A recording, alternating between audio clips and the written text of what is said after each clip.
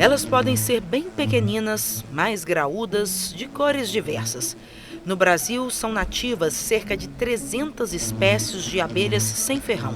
Isso representa praticamente a metade das espécies já identificadas no mundo. E a meliponicultura, que é a criação racional dessas abelhas, também chamadas de nativas ou indígenas, está em expansão.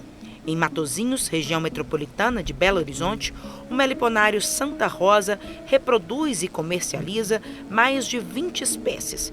Cerca de 90% da produção por aqui é da uruçu amarela, por ser mais produtiva, rendendo entre 3 a 5 litros de mel por ano cada colmeia. Essas pequeninas, embora produzam uma quantidade de mel menor se comparada às abelhas com ferrão, elas têm inúmeras vantagens. Primeiro, são muito mais amigáveis, eu estou aqui convivendo com elas tranquilamente. E o mel, por ser mais raro, tem mais valor do mercado. É considerado um mel gourmet e tem ainda mais propriedades medicinais. 1 litro de mel de abelha sem ferrão pode custar até R$ 800. Diferente das abelhas com ferrão, que produzem o mel em favo, as nativas fazem o mel nesses pequenos potes.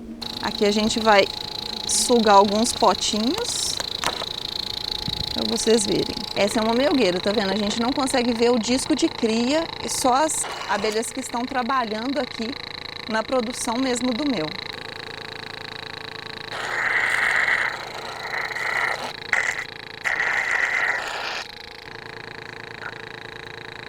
Essa é a marmelada. Marmelada é uma espécie de abelha, ela, a mocinha preta, a mocinha branca, são espécies de abelhas que gostam de pegar sol o dia inteiro. Então por isso que ela fica aqui no sol, né? E ela adora isso. O mel dela é um mel mais puxento, né? E ela tem um cheiro maravilhoso. Você vai ver, notar aqui, que cheiro maravilhoso dessa abelha. Diferente da uruçu, das abelhas uruçu, elas fazem, o disco de postura dela é em cacho. Olha os cachos de postura. Que lindo. Parece uma coisa espacial, parece um cacho de uva, lembra isso tudo.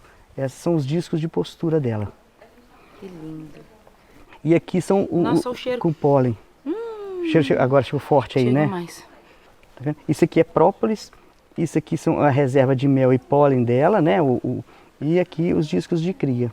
Agora chegou a parte mais difícil do trabalho, a gente vai provar os meles. Aqui tem de diferentes espécies. Quais a gente tem aqui? Aqui a gente tem jataí, mandaçaia, borá, bugia, capixaba e nordestina. Essas cores variadas em função da espécie, da flora? Em função principalmente da flora, e as espécies também vão depositando as enzimas delas particulares em cada mel diferente. E aí então tem sabores também. Os sabores variados. vão ser todos bem variados. A primeira diferença que a gente já percebe é da consistência também em relação àquele mel que a gente está mais acostumado das abelhas com ferrão, né? Isso, esse mel ele tem uma quantidade muito maior de água, né, de umidade que é presente nele. Então ele é bem mais líquido e muito menos doce do que o mel de ápice normal. E por isso mesmo o melhor é que ele seja conservado em geladeira. Exatamente. Então vamos lá começar? Vamos.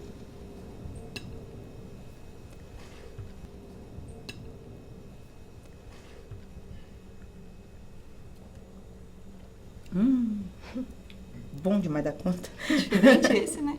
Delícia.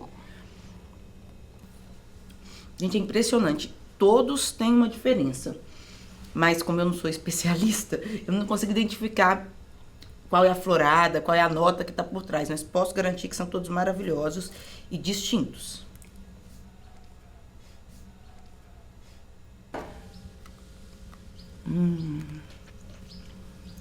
Fantástico. A meliponicultura é uma alternativa de renda interessante para os produtores, mas essas abelhas também podem ser criadas nas cidades. Por não serem agressivas e nem representarem risco de ferroada, as colmeias podem ser manejadas até mesmo em apartamentos. Minhas amigas mandaçaia. Os preços de uma colmeia variam bastante.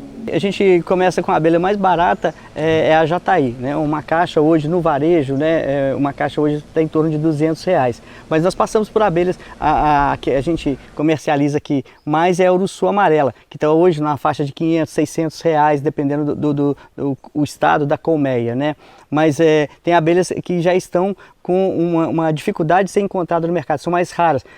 A ICMBio classifica a uruçu capixaba como uma espécie ameaçada de extinção. Hoje uma colmeia dela está em torno de R$ 1.800 mais ou menos. E a gente tem, por exemplo, até a uruçu boi, que o bioma dela foi praticamente dizimado. Hoje está a 12, 15 mil reais uma colmeia de uma uruçu boi. A jataí ela é a mais comum no Brasil inteiro. Ela tem, assim, do Oiapoque ao Chuí a jataí. Porque ela, além dela ser muito autônoma, a gente recomenda começar, né? Quem tá entrando nesse mercado agora, quer ter o manejo das abelhas, a gente recomenda por ela, porque ela é uma abelha muito tranquila de se lidar. Resistente, então, né? Ela é muito resistente, ela não é uma abelha assim complicada, ela é uma abelha que se dá bem em praticamente qualquer situação, tanto na cidade quanto no campo, quanto, enfim, em qualquer lugar. E ela é muito autônoma, ela não aceita que você ajude ela de qualquer forma. E aí ela é muito comum no Brasil inteiro. Ou seja, é mais fácil trabalhar com ela porque ela faz o serviço sozinha. Ela faz o serviço sozinha, exatamente, é muito mais fácil. Cuidar dessas abelhas pode ser algo bem prazeroso e até terapêutico. Cada colmeia é uma verdadeira obra de arte. E o universo delas é fascinante, cheio de curiosidades. Uma abelha quando nasce, ela vive em média 50 dias, né? No primeiro dia ela é cuidada. No segundo dia, ela recebe o primeiro emprego da vida dela. E ao longo da vida dela, ela recebe 4 promoções. Né? Ela vai ser, no segundo dia, ela vai ser babá. Aí ela recebe a primeira promoção. Ela vai ser gari. 2 ou 3 dias, ela passa limpando a colmeia e colocando o lixo para fora. Às vezes a gente chega e vê abelhas caídas no chão da colmeia. Aí pensa, morreu do lado de fora. Não, ela morreu lá dentro e na hora da limpeza colocaram ela para fora. Então ela faz esse serviço também 2 ou 3 dias. Aí ela recebe a segunda promoção da vida dela. Ela vai ser soldado. Ela fica aí, ela já dobra o tempo de serviço dela. Em vez de 2 ou 3 dias, ela passa 4, 5 dias sendo soldado. Ela fica perto da entrada, próxima à entrada, e havendo qualquer invasão, ou havendo qualquer tipo de perigo, são as primeiras que saem e vão direto para as pessoas, para incomodar as pessoas, para tentar combater aquele perigo que elas acham. Bom, passado 4 ou 5 dias, mais ou menos, elas vão receber a terceira promoção da vida dela. Ela vai ser engenheira. Aí ela vai fazer o casulo onde a rainha vai botar, ela vai fazer a cera em volta dos discos de cria, ela vai fazer os potes onde as campeiras vão chegar com o néctar e depois de alimentar as que trabalham ali, vão depositar esse resto de néctar para ser transformado em mel. Então ela passa mais ou menos aí uns 15 dias fazendo esse trabalho de engenharia, né? Quando ela chega no término do trabalho de engenharia dela, ela completou a metade do ciclo de vida dela. Ela está mais ou menos aí com 25 dias. Então ela recebe a última promoção da vida dela. Ela vai ser campeira. Ela é autorizada a sair, a voar para fora e trabalhar o dia inteiro buscando o néctar, o pólen, a resina para fazer a própolis. Isso ela faz isso durante mais ou menos uns 20, 25 dias. É onde termina o ciclo de vida dela e ela morre. Que vidinha feliz, né? Essa é a uruçu amarela, ela tem essa resina que ela coloca aqui na porta de entrada. Cada rajado, cada caixa faz o seu tamanho, o seu rajado, que é diferente para elas poderem se identificar onde elas vão voltar. Todas as abelhas, elas voltam sempre para a mesma caixa. Elas nunca vão ficar entrando na caixa do vizinho, nada disso. Ela voa os 2 quilômetros que ela tiver que voar e ela volta e entra na caixa dela. Aqui a gente tem o ninho, que é onde a rainha vai fazer postura. Como são mais ou menos entre 10 e 14 discos de cria que ela faz, a gente tem ninho e sobreninho. Ela vai subindo e aqui dentro é um ciclo constante de postura. Todo dia tem abelha nascendo aqui dentro por causa desse ciclo. A partir daí a gente coloca no terceiro módulo melgueira. E aí a gente pode ir acrescentando melgueira à medida da necessidade. Encher uma melgueira, você coloca mais uma, e elas vão fazendo a reserva de mel nas melgueiras que já é a partir do terceiro módulo.